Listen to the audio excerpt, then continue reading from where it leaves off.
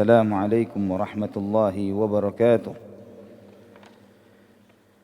الحمد لله رب العالمين والصلاة والسلام على أشرف الأنبياء والمرسلين نبينا محمد وعلى آله وصحبه والتابعين ومن تبعهم بإحسان إلى يوم الدين.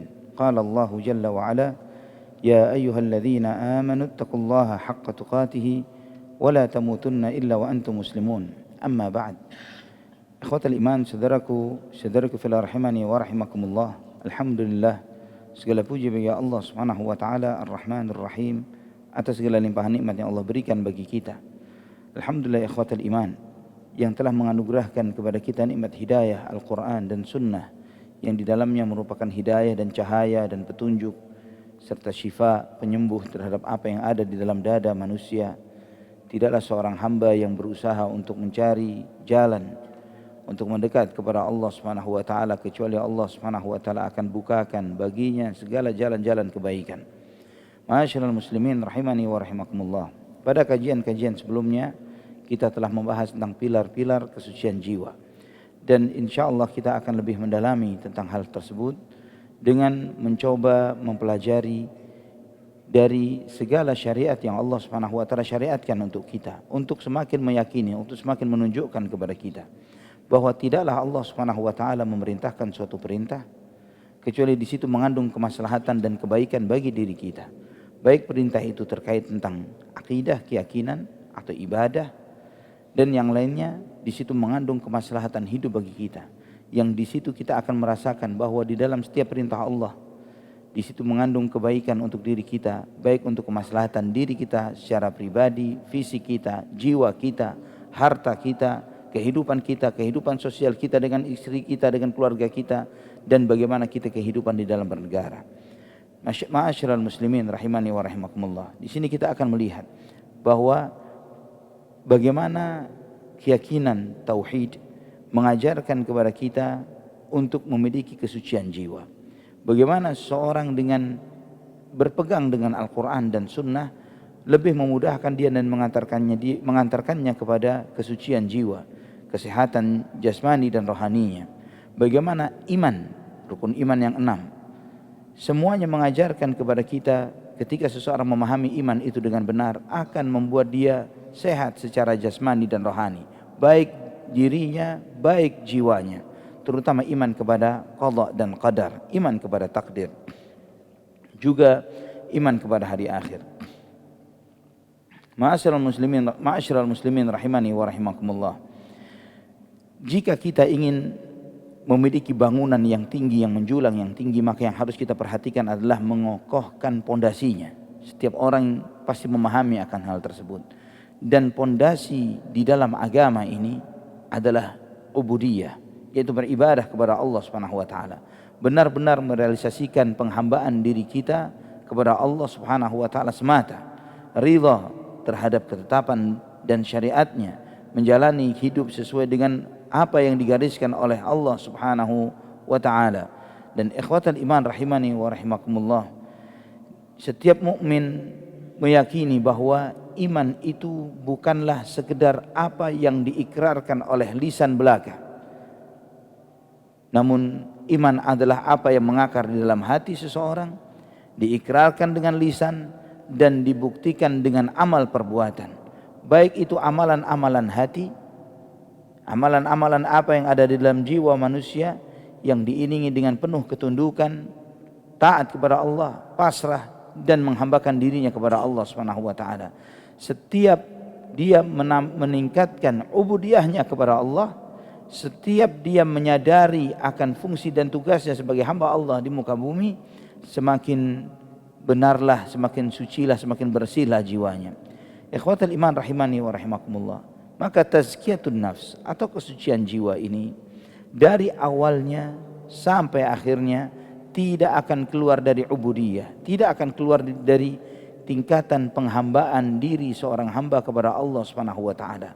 Di samping kita menyadari dan meyakini tidak akan mungkin seseorang bisa memiliki kesucian jiwa kecuali dengan apa yang Allah Subhanahu wa taala anugerahkan kepadanya.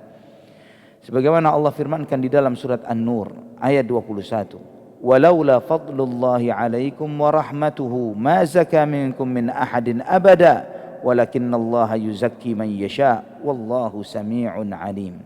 Dan jika bukan karena karunia Allah Subhanahu wa taala dan rahmatnya, ma zaka minkum min ahadin abada, tidak ada seorang pun dari kalian yang suci jiwanya, tidak ada seorang pun dari kalian yang bersih jiwanya.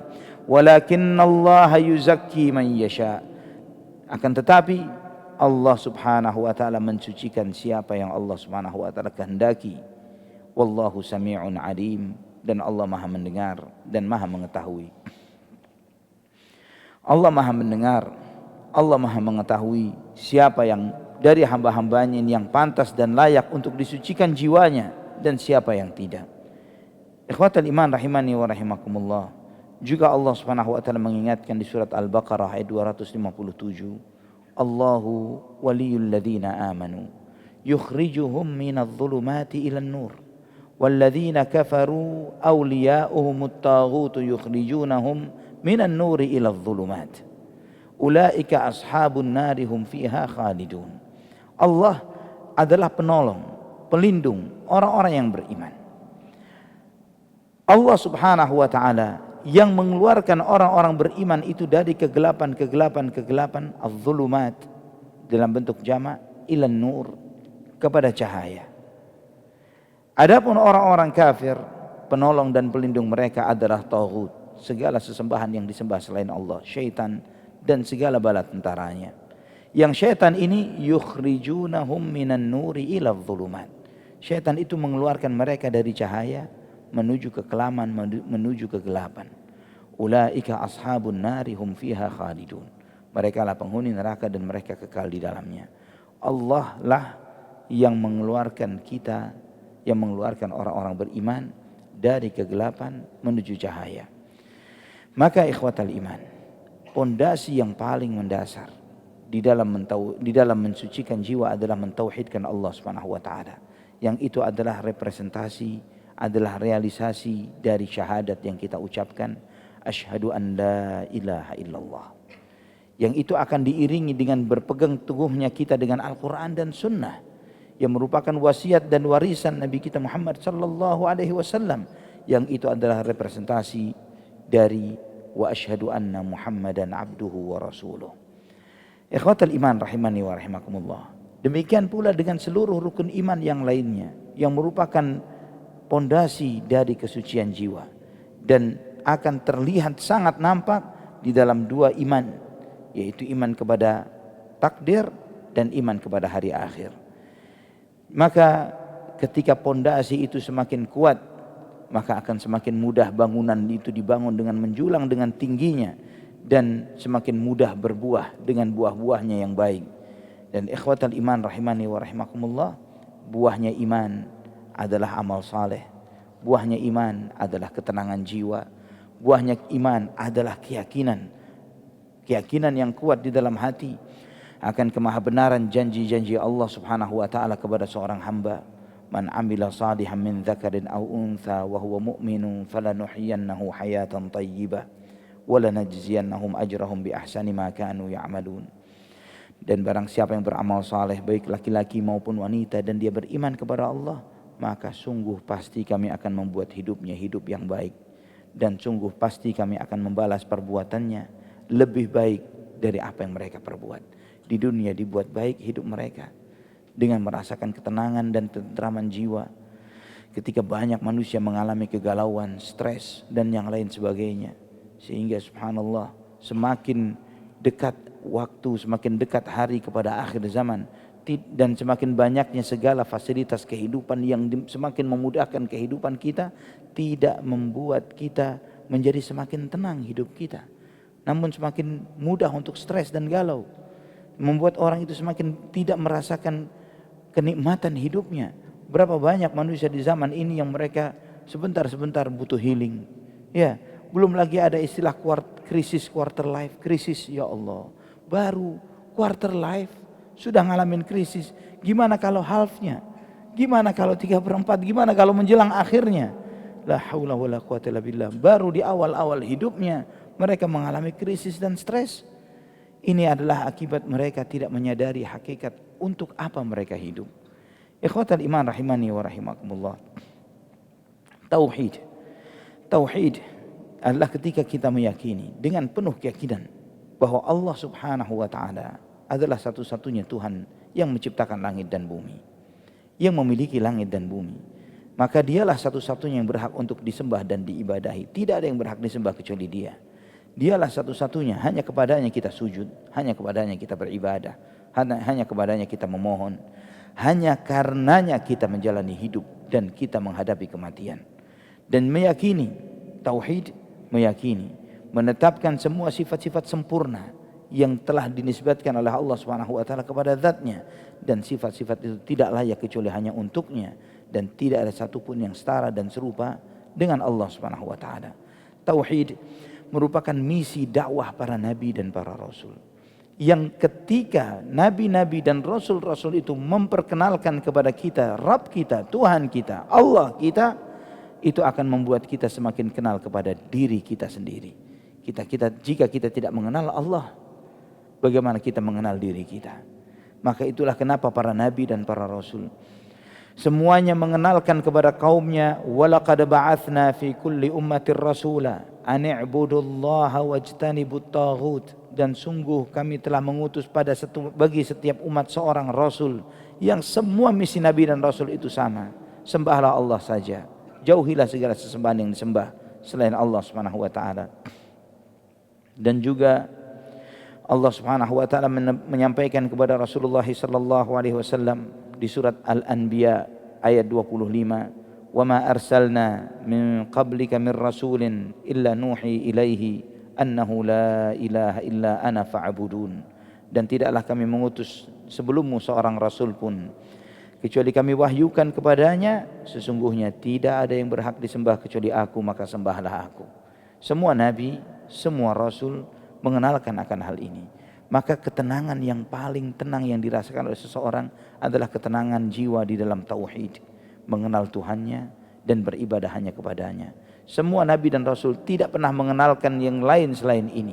Maka semua nabi, sejak Nabi Adam alaihissalam, Nuh alaihissalam, sampai Nabi Isa alaihissalam, kemudian disusul oleh nabi dan rasul terakhir Muhammad bin Abdullah sallallahu alaihi wasallam, semuanya mengajak kepada misi yang sama, la ilaha illallah.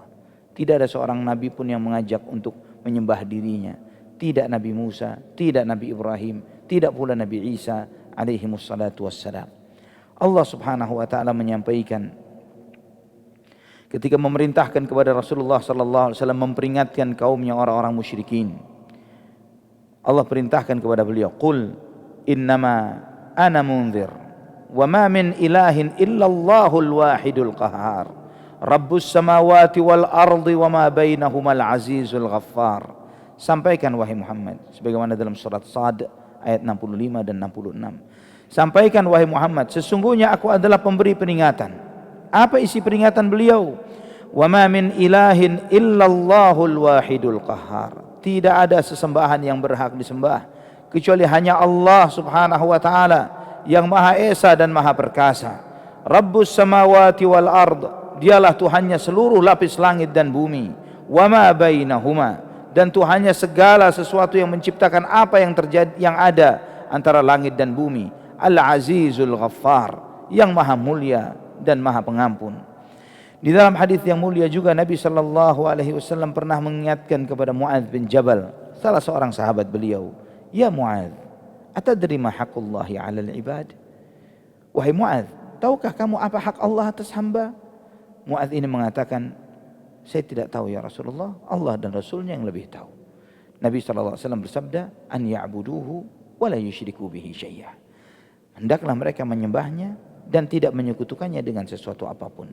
Wa ma haqqul ibadi 'ala Allah, dan apa haknya hamba atas Allah Subhanahu wa taala? Apa yang akan Allah berikan bagi seorang hamba yang telah menunaikan hak Allah Subhanahu wa taala? An la yu'adzibahum, itu Allah Subhanahu wa taala tidak akan mengazab mereka. Di sini mengajarkan kepada kita agar kita menunaikan hak Allah terlebih dahulu, baru kemudian kita berhak untuk menuntut hak kita, hak hambanya. Juga ketika Nabi mengutus Muadz ke Yaman, Nabi SAW menyampaikan, "Innaka ta'ti innaka taqdumu ala qaumin min ahlil kitab. Kamu akan menemui kaum yang rata-rata mereka adalah orang-orang ahlul kitab, Yahudi atau Nasrani, yang mereka memiliki keyakinan yang unik terkait tentang ketuhanan. Orang-orang Nasrani meyakini Trinitas, 3 Tuhan tapi satu, satu tapi 3, mempertuhankan, beribadah kepada sesembahan-sesembahan tidak hanya kepada Allah saja, namun menjadikan salah seorang utusannya, Isa alaihissalam, yang merupakan hamba dan rasulnya, dipertuhankan oleh mereka. Maka Nabi SAW sampaikan kepada Mu'adz, "Falyakun awwala ma tad'uhum ilaihi an yuwahidullaha ta'ala." Maka hendaklah misi pertamamu di dalam mendakwahi mereka, hendaklah mereka mengesahkan Allah Subhanahu wa taala. Fa idza arafu dzalika fa akhbirhum. Jika mereka mengetahui hal itu, jika mereka mengetahui bahwa tidak ada yang berhak disembah kecuali Allah saja, maka beritahukan kepada mereka, annallaha farada alaihim 5 salawatin fi yaumihim wa lailatihim. Allah mewajibkan bagi mereka salat 5 waktu di sehari dan semalam. Dakwah tauhid adalah dakwah setiap rasul. Tauhid adalah awal pijakan seseorang yang meniti jalannya menuju Allah Subhanahu wa taala. Dakwah dan tauhid adalah maqam, martabat yang dengannya seorang mendekat kepada Allah Subhanahu wa taala. Maka itulah kenapa ajaran Al-Quran, inti ajaran Al-Quran adalah tauhid. Ayat-ayat yang diturunkan dalam Al-Quran sebagian besarnya tentang tauhid. Bahkan kata Imam Ibn Qayyim rahimahullah, isinya Al-Quran 100% tentang tauhid, 100%. Jika tidak berbicara tentang hakikat tauhid, ajakan untuk bertauhid kepada Allah, perintah untuk menjalankan tauhid, atau larangan dari perbuatan syirik, dan apa itu kesyirikan dan macam-macamnya, atau menjelaskan tentang orang-orang yang menegakkan tauhid, menjelaskan kisah-kisah ahli tauhid dan bagaimana nasib kehidupan mereka dunia dan akhiratnya, dan juga menjelaskan tentang nasibnya orang-orang yang meninggalkan tauhid, yaitu orang-orang musyrik, bagaimana kehidupan mereka dan bagaimana akibatnya mereka, dan semuanya perintah-perintah ibadah, salat dan yang lain sebagainya, juga larangan-larangan ini semuanya adalah bentuk kesempurnaan tauhid, yaitu ketika seseorang mengikrarkan tidak ada yang berhak disembah dan diibadahi kecuali Allah, maka salat, puasa, zakat, haji, menyembelih hewan kurban, silaturrahim, birrul walidain dan yang lain sebagainya adalah bentuk realisasi dari la ilaha illallah. Bentuk realisasi bahwa dia hamba Allah, dia beribadah kepada Allah, maka dia jalankan perintahnya, dia jauhi larangannya. Ikhwatal iman rahimani wa rahimakumullah, Allah Subhanahu wa taala mengingatkan kepada setiap manusia, ya ayyuhan nasu ubudu rabbakumul ladzi khalaqakum wal ladzina min qablikum la'allakum tattaqun alladzi ja'ala lakumul arda firasyan was samaa'a binaa'an wa anzala minas samaa'i maa'a fa akhraja bihi minats thamarati rizqan lakum fala taj'alu lillahi andadan wa antum ta'lamun. Wahai manusia, sembahlah Tuhan yang telah menciptakan kalian dan yang telah menciptakan nenek moyang kalian sebelum kalian, supaya kalian bertakwa. Ini adalah clue, jawaban dari Allah. Kalau mencari Tuhan, carilah yang telah menciptakanmu, bukan yang diciptakan, tapi yang menciptakan. Yang menciptakan Tuhanmu dan menciptakan nenek moyang Tuhanmu, supaya kalian benar. Yang telah menjadikan bagimu bumi sebagai hamparan, yang menjadikan langit sebagai atap bagi kalian, yang telah menurunkan dari awan air, yang dengan itu Allah menumbuhkan buah-buahan sebagai rizki bagi kalian. Maka janganlah kalian menjadikan bagi Allah tandingan sedangkan kalian mengetahui. Juga Allah bertanya di dalam surat An-Nahl dari 17 sampai 22, afaman yakhluq kaman la yakhluq afala tadhakkarun. Apakah Tuhan yang mencipta segala sesuatu sama dengan yang tidak bisa menciptakan apapun? Apa kalian tidak mengambil pelajaran? Wa in ta'uddu ni'matallahi la tuhsuha innallaha laghafurur rahim. Dan sedangkan jika kalian ingin menghitung nikmat-nikmat Allah, kalian tidak akan sanggup menghitung nikmat-nikmatnya. Sesungguhnya Allah Subhanahu wa taala Maha Pengampun dan Maha Penyayang. Sudah yang menciptakan itu Allah, kemudian yang menurunkan segala nikmatnya, yang memberikan kehidupan, pendengaran, penglihatan, segala sesuatunya Allah, yang memberikan segala fasilitas hidup Allah. Ini segala nikmat yang mustahil bagi setiap orang, bagi siapapun untuk bisa menghitungnya. Wallahu ya'lamu ma tusirruna wa ma tu'linun. Dan Allah Maha tahu apa yang kamu sembunyikan dan apa yang kamu tampakkan. Walladzina yad'una min dunillahi la yakhluquna syai'an wa hum yukhlaqun. Sedangkan yang disembah selain Allah, mereka ini tidak mencipta apapun, sedangkan mereka sendiri diciptakan. Amwatun ghairu ahya wa ma yash'uruna ayyana yub'atsun. Sedangkan mereka sebagian besarnya kalau sudah mati atau mereka adalah benda-benda mati, bukan yang hidup, dan mereka tidak tahu kapan mereka dibangkitkan. Ilahukum ilahu wahid falladzina la yu'minuna bil akhirati qulubuhum munkiratu wa hum mustakbirun. Sesembahan kalian yang layak disembah hanyalah yang satu, sedangkan orang-orang yang tidak beriman dengan akhirat, hati-hati mereka tidak mengenal akan hal ini dan mereka enggan dan sombong. Ikhwatal iman rahimani wa rahimakumullah, begitu banyaknya ayat-ayat Al-Quran yang mengingatkan tentang salahnya keyakinan orang-orang musyrikin dari kalangan ahlul kitab, Yahudi, Nasrani maupun musyrikin yang lainnya, yang Allah jelaskan kepada mereka kesalahan keyakinan mereka yang meyakini Allah punya anak, yang meyakini Allah memiliki tandingan dan apapun bentuknya, dan menunjukkan kepada kita, kepada mereka semuanya lemahnya sesembahan yang mereka sembah selain Allah. Dan Allah Subhanahu wa taala ingatkan di dalam surat Al-Anbiya ayat 22, "Lau kana fihima alihatun illallahu lafasadata fasubhanallahi rabbil arsy amma yasifun."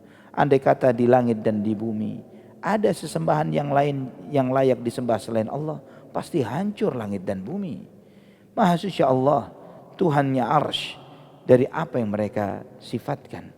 Allah mengajak setiap manusia berpikir, apakah layak ada sesembahan yang lain selain Allah? Sesembahan yang layak disembah itu adalah yang maha kuasa, yang memiliki sifat-sifat ketuhanan, bukan yang memiliki kelemahan-kelemahan.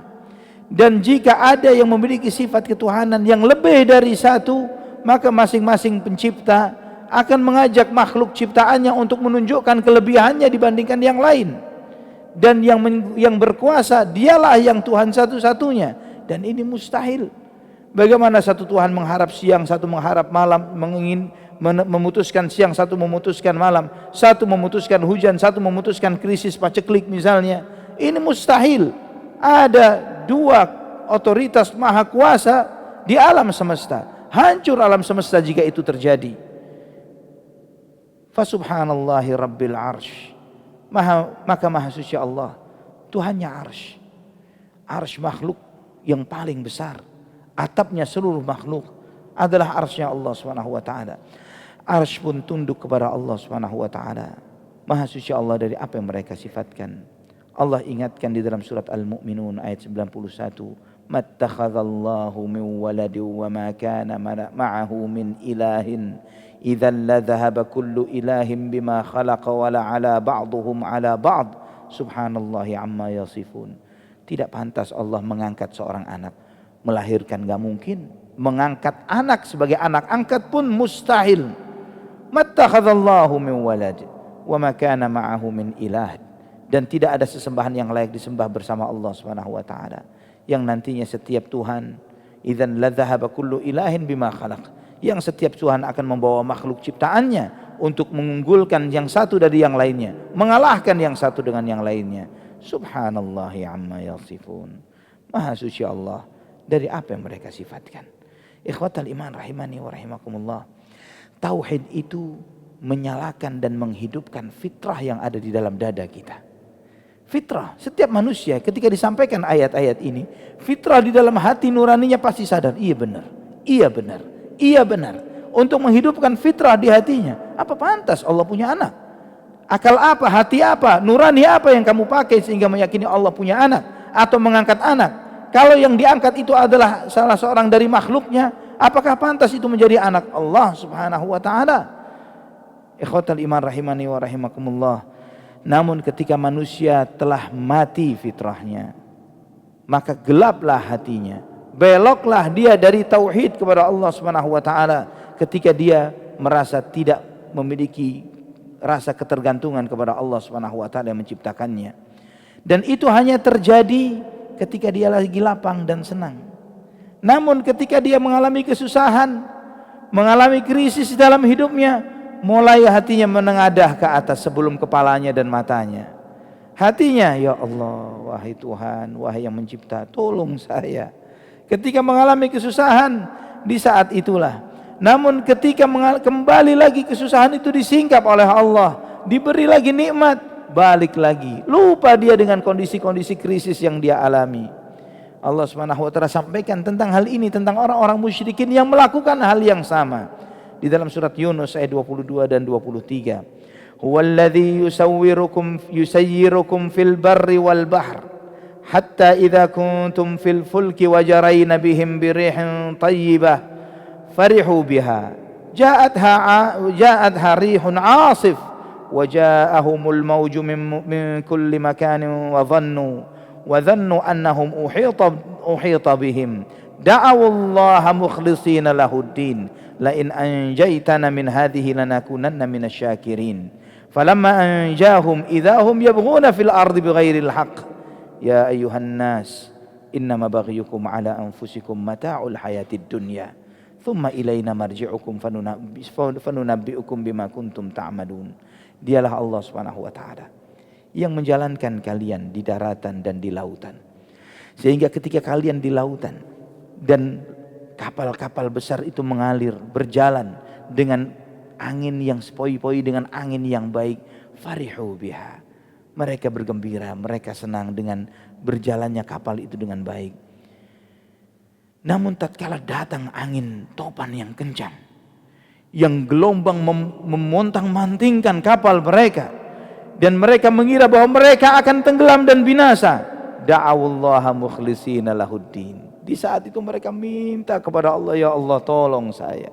Dengan penuh keikhlasan minta kepada Allah, la in anjaitana min hadhihi, kalau engkau selamatkan kami dari ini ya Allah, lanakunanna minasyakirin, kami bakal bersyukur kepadamu ya Allah, bakal terima kasih, tidak akan berbuat syirik lagi ya Allah.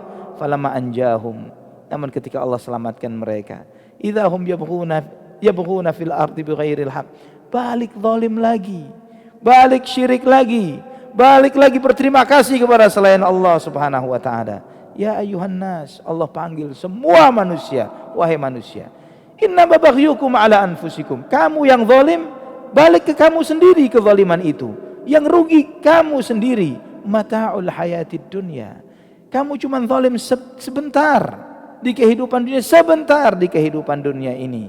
Thumma ilaina marji'ukum, setelah kezaliman kalian yang sepanjang umur kalian ini, kalian semua akan kembali kepadaku, kepada Allah Subhanahu wa taala. Fanunabbi'ukum bima kuntum ta'malun, dan aku akan sampaikan kepada kalian hasil perbuatan apa yang telah kalian perbuat, dan kalian akan bertanggung jawab akan hal itu. Ikhwatal iman, ketika lapang, manusia seringkali lupa akan Tuhannya. Namun ketika mengalami kesusahan dan kesedihan, mengalami masalah, di saat itulah dia baru ingat Allah Subhanahu wa taala menciptakannya. Karena memang fitrah manusia adalah bertauhid, beribadah kepada Allah Subhanahu wa taala. Sehingga orang-orang yang ateis, yang tidak percaya Tuhan, pada hakikatnya dia sedang menipu diri mereka sendiri. Menipu diri mereka sendiri, dan mereka ini membodohi diri mereka sendiri bahwa di dalam hati nuraninya ada Allah Subhanahu wa taala, ada yang menciptakan segala sesuatu. Maka di dalam sejarah peradaban manusia, ikhwatal iman, para arkeolog ketika menemukan bukti-bukti arkeologi tentang peradaban tertentu, setiap peradaban itu selalu menunjukkan di sini ada tempat pemujaan, di sini ada tempat pemujaan. Itu membuktikan apa? Membuktikan bahwa ateisme tidak punya sejarah dalam kehidupan manusia. Ateisme ini nggak ada ceritanya. Mereka baru nongol saja. Sama seperti LGBT. Sama. Mereka baru muncul yang tidak memiliki sejarah sebelumnya dari kehidupan manusia, karena nenek moyang mereka kaumnya Lut dihancurkan oleh Allah Subhanahu wa taala. Ikhwatal iman rahimani wa rahimakumullah. Maka orang yang ateis, yang tidak percaya Tuhan, mereka tidak memiliki kepercayaan di dalam menjalani kehidupan, penuh dengan kegoncangan dan kebimbangan. Ketika mereka menghadapi hidup, mereka tidak memiliki sandaran kehidupan, tidak punya Allah Subhanahu wa taala. ketika mereka menghadapi ancaman-ancaman yang mengancam kehidupan mereka, hancur leburlah semua harapan dan cita-citanya. Seperti bulu yang ditiup angin, diombang-ambingkan oleh angin dari segala penjuru. Mereka merendahkan dirinya kepada manusia atau merasa congkak terhadap manusia yang lainnya berdasarkan kondisinya. Kalau dia lagi kondisi tertindas, maka dia akan mempertuhankan apapun di sekitarnya. Ya, kursi, jabatan, harta, apapun itu, dia akan merendahkan serendah-rendahnya ketika dia dalam kondisi tertindas. Ketika dia berada di atas, maka dia akan congkak dan sombong, menindas, menzalimi, berbuat jahat karena dia tidak memiliki sandaran apapun di dalam hidupnya. Beda dengan orang yang beriman, beda dengan orang-orang yang bertauhid kepada Allah Subhanahu wa taala, yang mereka fitrahnya hidup, yang mereka hidup dengan kebebasan, kemerdekaan, karena tidak mungkin seseorang itu merdeka kecuali dengan tauhid. Bagaimana orang yang musyrik itu merdeka, sedangkan mereka menghambakan dirinya kepada selain Allah yang merupakan makhluk yang sama seperti dirinya, menghambakan dirinya kepada makhluk yang sama seperti dirinya, dan dia melepaskan dirinya dari peribadatan kepada Khalik yang menciptakan seluruh makhluknya. Seorang yang bertauhid merasakan kesempurnaan kemanusiaannya, mengetahui bahwa hidupnya di muka bumi ada tujuan, bukan main-main, ada tujuan. Hidupnya ini adalah menjalani misi, risalah, menjalani misi yang dia harus menempuh misi ini, dan di ujungnya ada kesuksesan atau kegagalan. Maka dia merasakan ketentraman jiwa dengan tauhidnya. Dia menyelamatkan hatinya dan jiwanya dari segala belenggu ubudiyah, penghambaan, dari apapun itu, kecuali yang menciptakannya, kecuali kepada Allah Subhanahu wa taala. Ikhwatal iman rahimani wa rahimakumullah, banyak sekali ayat-ayat Al-Quran yang menegaskan akan makna ini, yang menggambarkan kepada kita, menunjukkan kepada kita tentamnya ahli-ahli tauhid, selamatnya mereka dari belenggu kesyirikan, dan selamatnya mereka dari keguncangan hidup. Allah Subhanahu wa taala memberikan contoh. Di antara contoh yang Allah sampaikan di surat Ibrahim ayat 24 sampai 27.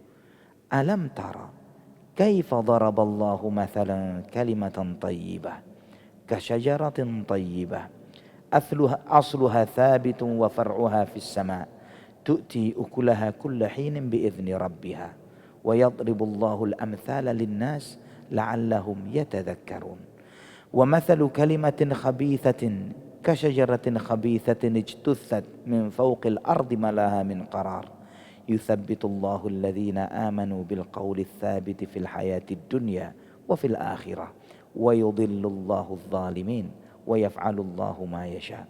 Apa kamu tidak perhatikan bagaimana Allah Subhanahu wa taala memberikan perumpamaan tentang kalimat yang baik, keyakinan yang baik, seperti sebuah pohon yang baik yang akarnya mengakar di dalam bumi dan cabangnya, batangnya menjulang ke langit, yang buah-buahnya terus produktif tiap saat dan waktu dengan izin Tuhannya. Dan Allah memberikan perumpamaan kepada manusia agar mereka mengambil pelajaran. Adapun perumpamaan kalimat yang buruk, keyakinan yang buruk, keyakinan yang tidak memiliki pondasi dan dasar, seperti pohon yang buruk, yang akarnya tidak mengakar dengan baik di dalam tanah, dan batangnya tidak memiliki batang yang dengan mudah untuk dicabut oleh manusia. Ijtuthat min fawqil ard ma laha min qarar. Dengan gampangnya dicabut dari tanah, tidak memiliki kemapanan, tidak memiliki keteguhan hati dan jiwa. Yuthabbitullahu alladhina amanu bilqawli tsabiti fil hayatid dunya wa fil akhirah. Allah Subhanahu wa taala mengokohkan orang-orang yang beriman dengan ucapan, dengan keyakinan yang kokoh di kehidupan dunia dan di kehidupan akhirat. Wa yudhillullahu adh-dhalimin, dan Allah menyesatkan orang-orang yang zalim. Wa yaf'alullahu ma yasha, dan Allah berbuat apa yang Allah kehendaki. Allah Subhanahu wa taala menyampaikan kepada kita, menggambarkan kepada kita bagaimana pengaruh tauhid pada jiwa manusia, yang Allah sebutkan di dalam ayat ini seperti sebuah pohon yang baik, yang mengakar dengan sangat kuat di dalam jiwa seseorang, yang tidak mudah dihempaskan oleh angin, yang Tidak cukup dengan kekokohan pohon tersebut, tapi buah-buahannya bisa memberikan manfaat kepada dirinya dan kepada orang lain yang tidak ada putus-putusnya.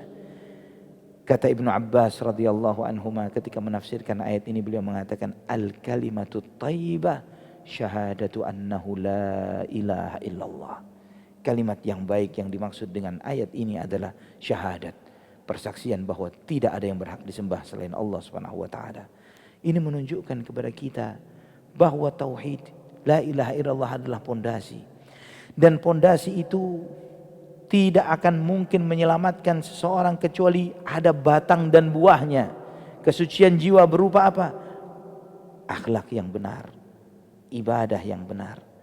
Bangunan itu tidak cukup dengan pondasi, dia harus ada pilar-pilar. Dia harus ada dinding-dinding, jendela dan pintu dan atap. Yang itulah maka terlihat sempurna sebuah bangunan. Dan sebaliknya kalimat kesyirikan seperti pohon yang tidak berakar, seperti tanaman yang tidak berakar, yang dengan gampangnya dia terombang-ambing, tidak memiliki prinsip dan pendirian. Mereka ini tergantung kondisi dan keadaan. Mereka akan merasa nyaman dengan imannya ketika tidak ada gangguan dan ancaman. Namun iman itu akan hilang dan mudah sirna ketika mereka mengalami gaduan dan cobaan. Ikhwatal iman rahimani wa rahimakumullah, seorang yang bertauhid karena mereka cuman satu saja yang mereka ibadahi, mereka sembah, mereka berharap kepadanya, hanya mengharapkan wajahnya, maka dengan tenang dia menapaki hidup.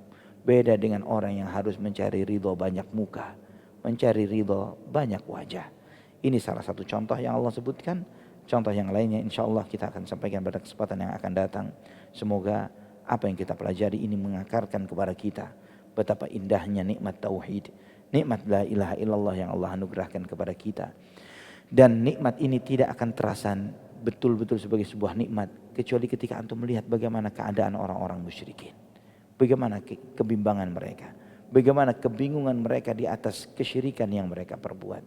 Mereka tidak memiliki kemapanan jiwa, kemapanan hati. Maka mustahil seseorang suci jiwanya kecuali dengan tauhidullah. Walillahil hamdu wal minnah. Aqulu qawli hadza subhanakallahumma wa bihamdik asyhadu an la ilaha illa anta astaghfiruka wa atubu ilaik. Wassalamu alaikum warahmatullahi wabarakatuh.